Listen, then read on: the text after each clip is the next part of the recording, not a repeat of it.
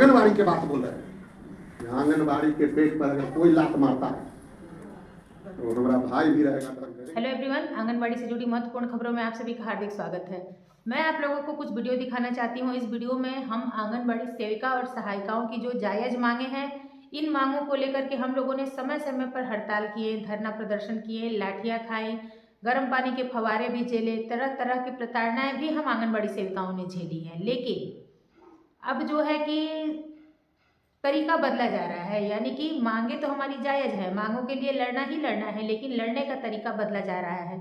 लेकिन ऐसा नहीं है कि धरना प्रदर्शन और हड़ताल को पूरी तरह से बंद किया जा रहा है। धरना प्रदर्शन भी होंगे, हड़ताल भी होंगे, क्योंकि बिना लड़े कभी कोई जीत हासिल नहीं होती है। ये बात आप लोगों को भी पता है और हम लोगों को भी पता है।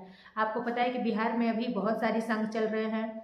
सभी संघों ने अपने लड़ने का अलग अलग तरीका अपनाया है। कहीं जो है कि दिल्ली के जंतर मंतर पर धरना प्रदर्शन होने वाला है, कहीं जिला मुख्यालयों पर घेराव का कार्यक्रम किया जा रहा है, कहीं पर परियोजना स्तर पर, कहीं पे जिला स्तर पर। तो इस प्रकार से जो है कि धरना प्रदर्शन, हड़तालें, अपने मांगों के लिए आवेदन देना, मांग पत्र सौंपना, इस प्रकार का कार्यक्रम तो हो ही रहा है।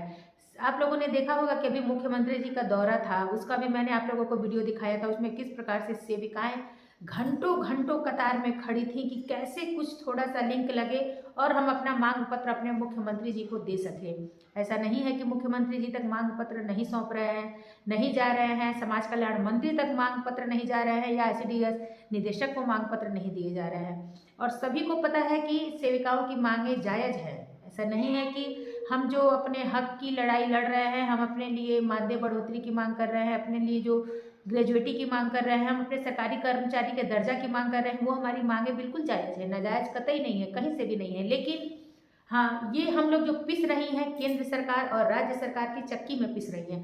काम हमसे केंद्र सरकार भी ले रहा है और काम हमसे राज्य सरकार भी ले रहा है। और जो भी हम आंगनबाड़ी सेविकाओं सेवाएं देती हैं, जो हम आंगनबाड़ी सेविकाओं के उद्देश्य हैं, वह उद्देश्य हमारे पोषक क्षेत्र के लाभार्थियों को एक समाज सेविका के रूप में हम अपनी समाज सेवा देती हैं। तो ये कतई भी दिमाग में नहीं लाना है कि जब तक हमारी मांगें पूरी नहीं होती हैं, हम सरकारी कर्मचारी नहीं बन जाए, ग्रेजुएटी लागू ना हो जाए, मानदेय दुगना तिगुना ना हो जाए, तब तक काम को ईमानदारी से नहीं करेंगे। मैं आप लोगों से हाथ जोड़ के रिक्वेस्ट करूंगी, यदि आप जिस पद पर हैं, आप सेविका के पद पर हैं, आप सहायिका के पद पर हैं, सेविका को पता है कि अपना काम क्या है, सहायिका को पता है अपना काम क्या है। हमें पूरी तरह से, पूरी ईमानदारी और निष्ठा से अपने काम को करना है। ऐसा नहीं है कि काम को करने के लिए और जो है अपनी मांगों के लिए हम सरकार द्वारा चलाई जा रही योजनाओं को अपने पोषक क्षेत्र के लाभार्थियों तक ना पहुंचाएं, उसका गमन कर लें। क्योंकि गमन करना तो वो वैसे भी पॉसिबल नहीं है, क्योंकि आप लोगों को पता है कि जो हम लोगों को सरकार सामान उपलब्ध करा रही है, यानी कि पोषाहार की राशि उपलब्ध करा रही है, मार्केट का दर क्या है, सेंटर पे बच्चों की उपस्थिति, बच्चों की संख्या, साथ ही साथ जो अन्य भी प्रोग्राम होते हैं, अन्य कामें होती हैं, उसको करने के लिए, जैसे कि अन्नप्राशन दिवस, गोद भराई का कार्यक्रम, पोषण ट्रैकर ऐप से काम, सेविकाओं की मोबाइल की समस्या, मोबाइल रिचार्ज का पैसा ना मिलना, गोद भराई का पैसा ना मिलना, अन्नप्राशन दिवस का पैसा ना मिलना, साथ ही बाजार रेट से पोषाहार की राशि ना मिलना, केंद्र की साफ सफाई के लिए झाड़ू तक ना मिलना, बर्तन की साफ सफाई के लिए साबुन सोडा, यहाँ तक कि आंगनबाड़ी केंद्रों की साफ सफाई के लिए कभी फिनाइल डिटॉल, या आंगनबाड़ी केंद्र पर बच्चों को यदि चोट लग जा रही है, किसी प्रकार की दुर्घटना हो रही है, तो मेडिसिन किट की भी उपलब्धता नहीं है।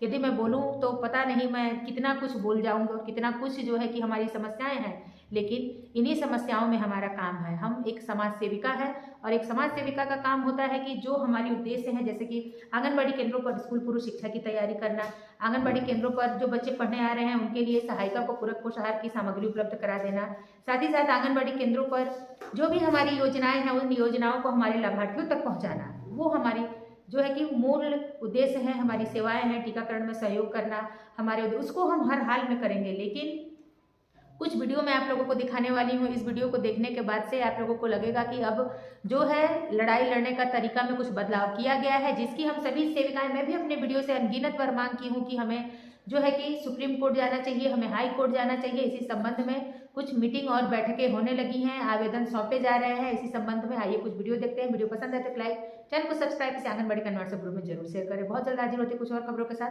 तब तक के लिए सभी लोगों को ज्यादा डर लगता है तो हड़ताल को छोड़ दिया जाए, लेकिन वो भी अगर बंद कर दीजिएगा तो यूनियन से आने का कोई औचित्य नहीं।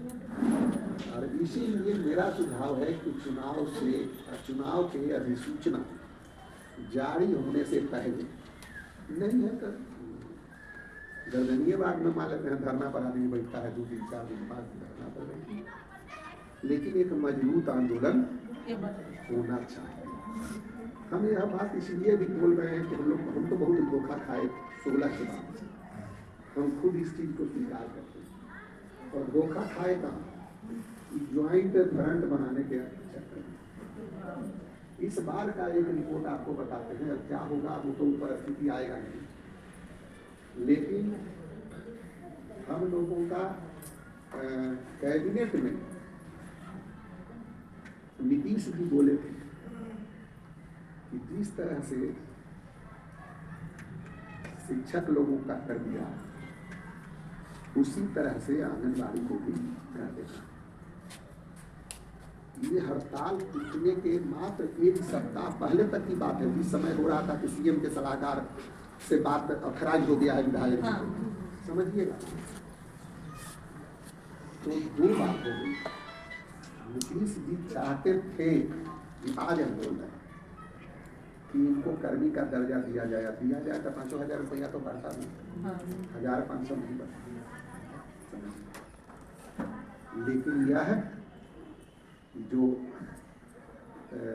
बाकी लोग जो मैदान छोड़ के हड़ताल से सरेंडर हुए उसका ये खामियाजा, ये 2 चीज बहुत ज्यादा नुकसान हुआ।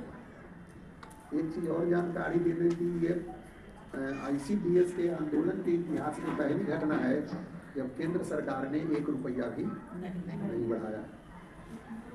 समझिए,